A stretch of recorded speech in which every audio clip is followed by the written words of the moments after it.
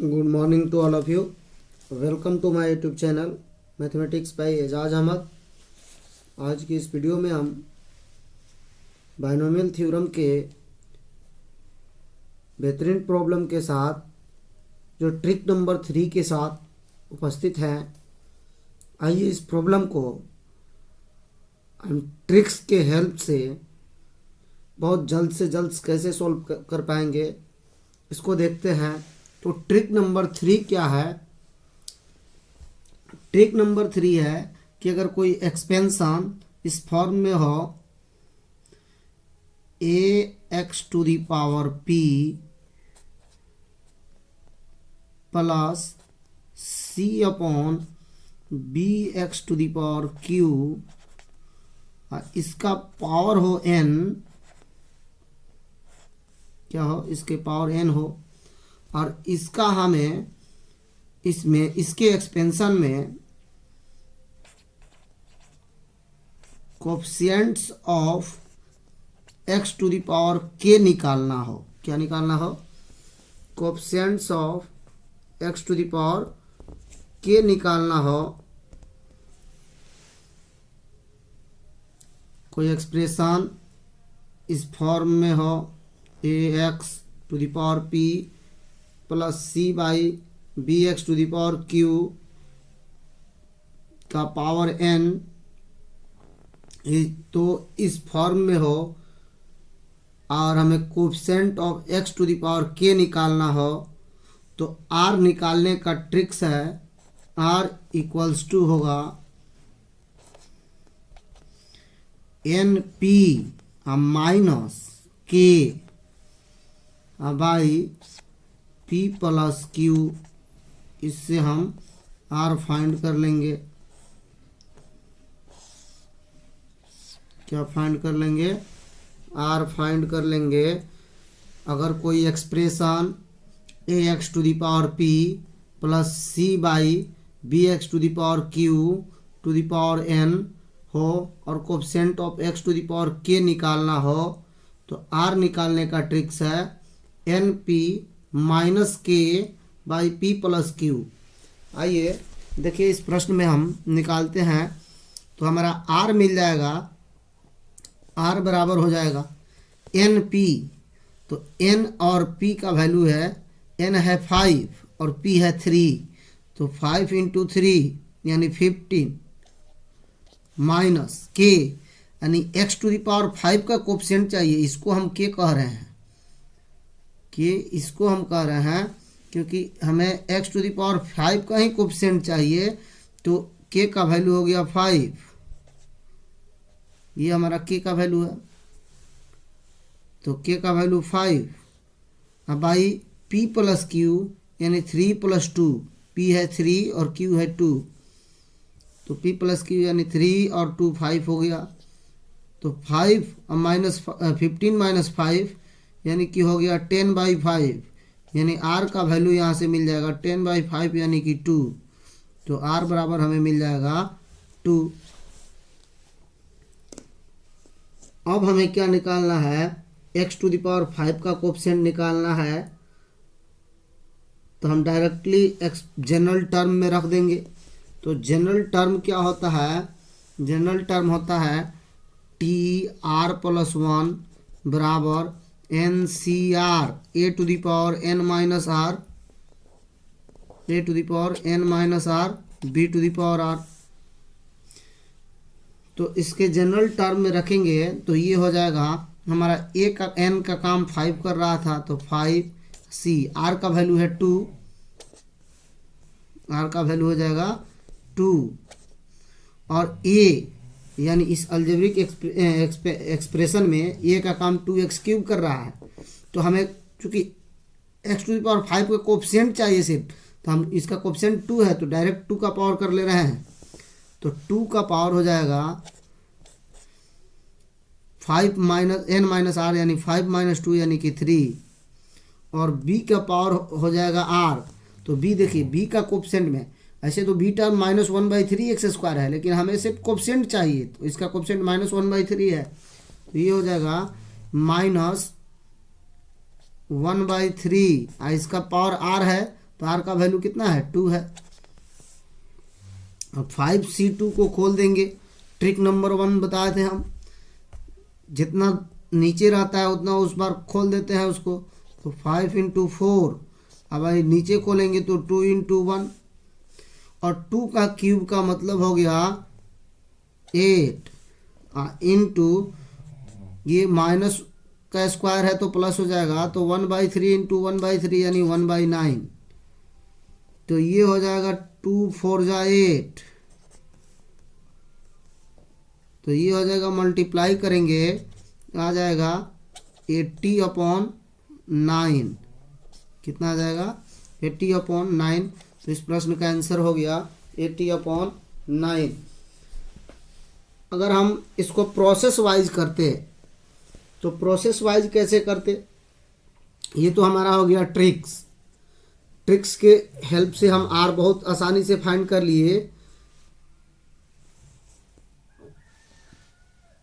अगर process wise करना हो तो फिर हम इसको जनरल टर्म के कोएफिशिएंट को आइए देख लेते हैं, प्रोसेस वाइज भी हम समझा देते हैं इसको।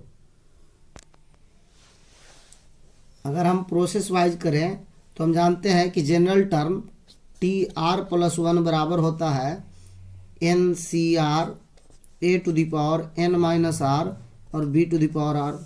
तो TR+1 हो जाएगा 5CR A यानी 2x³ है, ये का काम 2x³ कर रहा है, और इसका पावर n-r यानी 5 - r, यानी हमें 5 गिवन है, और b का पावर यानी -1/3x², इसका पावर r, तो ये हो जाएगा r। अब इसमें हम x वाले टर्म को अलग सेपरेट कर लेंगे और कांस्टेंट वाले टर्म को अलग सेपरेट कर लेंगे, तो ये हो जाएगा 5CR, और इसको हम लिख सकते हैं 2 का पावर 5 - r, 2 का पावर 5 - r इंटू -1/3 इसका पावर r इंटू x के पावर, देखिए अब क्या होगा, तो x के पावर 3 5 जा 15, x के पावर 3 5 जा 15 - 3r, 15 - 3r, और यहाँ से ये x के पावर माइनस जाएगा तो -2r, तो ये हो गया -2r, यानी हमने x वाले पावर को एक साथ सेपरेट कर लिए। अब क्वेश्चन कर रहा है कि हमें x के पावर 5 का कोएफिशिएंट चाहिए, इसका मतलब x का पावर ये क्या होना चाहिए 5 होना चाहिए, यानी ये 5 के इक्वल होना चाहिए। तो यानी यहाँ से चूंकि हमें x का पावर 5 का कोएफिशिएंट निकालना है, तो इसको हमें x का पावर 5 बनाना होगा। 5 बनाने के लिए इतना को हमें 5 के इक्वल करना होगा, यानी कि हम लिख सकते हैं यहाँ से 15 - 3r -2r बराबर हो जाएगा 5 के, यानी 15 - 5r बराबर हो जाएगा 5 के, तो 15 - 5 यानी 10 बराबर हो जाएगा 5r, तो r बराबर हो जाएगा यहाँ से 2। r का वैल्यू यहाँ से हम प्रोसेस वाइज ऐसे निकाल लिए। अब फिर से इसमें इस जनरल टर्म में हम r का वैल्यू रख देंगे तो हमारा निकल जाएगा। हमें चूँकि इसका कोएफिशिएंट चाहिए, तो यहाँ पे हम डायरेक्ट रख देते हैं, तो यहाँ से रखिए ना, इसका वैल्यू निकल जाएगा। तो 5CR का मतलब है 5C2, और a का पावर यानी 2 का पावर कितना हो जाएगा, 2 का पावर 5 - r यानी 2 है, तो 5 - 2 यानी कि 3, और b का पावर यानी -1/3, और इसका पावर हो जाएगा 2। यही तो हम पहले भी किए थे। तो 5C2 का मतलब हो गया 5 × 4/2 × 1, और ये हो जाएगा हमें 2 का क्यूब 8 इंटू 1 -1/3 का स्क्वायर प्लस का 1/9 हो जाएगा। तो यहाँ से 2 4 जा 8 हो जाएगा, और ये हो जाएगा 18/9। यहाँ से आप देख सकते हैं कि इस मेथड से भी, तो ये हमें प्रोसेस वाइज थोड़ा करने में, आर का वैल्यू निकालने में टाइम ज़्यादा लगता है, इसलिए हमने ट्रिक्स से आपको बताया कि आर के वैल्यू कैसे फाइंड कर सकते हैं। अगर वीडियो अच्छी लगी हो तो वीडियो को ज़्यादा से ज़्यादा शेयर करें तथा हमारे चैनल को और से सब्सक्राइब करें। Thank you, bye bye. मिलते हैं अगले प्रॉब्लम के साथ नेक्स्ट वीडियो में, तब तक के लिए बहुत बहुत धन्यवाद।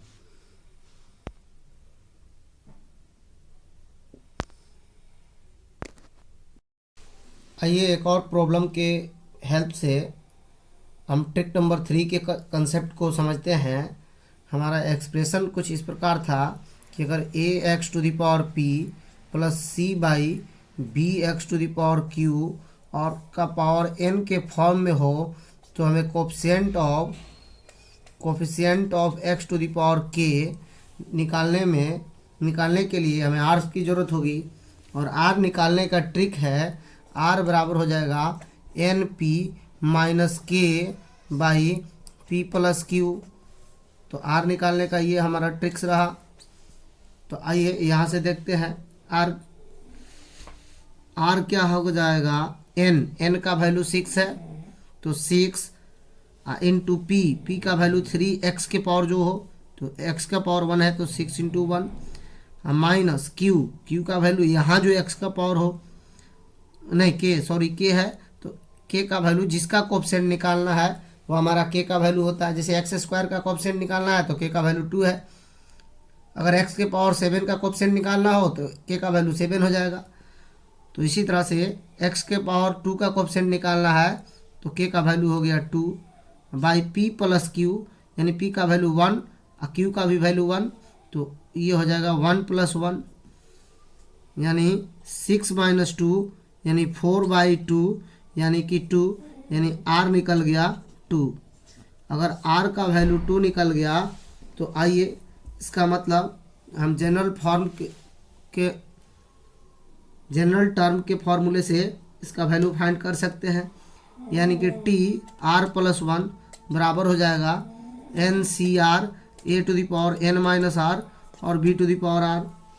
तो देखिए टी और 2 प्लस 1 कर देंगे बराबर हो जाएगा एन सी आर, यानी एन का वैल्यू 6 था तो 6 सी और आर का वैल्यू 2 ए का power N minus 2 n minus r तो 3x का पावर हो जाएगा एन माइनस आर और n माइनस आर n 6 है और r है 2 यानी 3x के पावर 4। अब b का पावर r यानी b का वैल्यू है -1/x, -1/x के पावर हो जाएगा 2।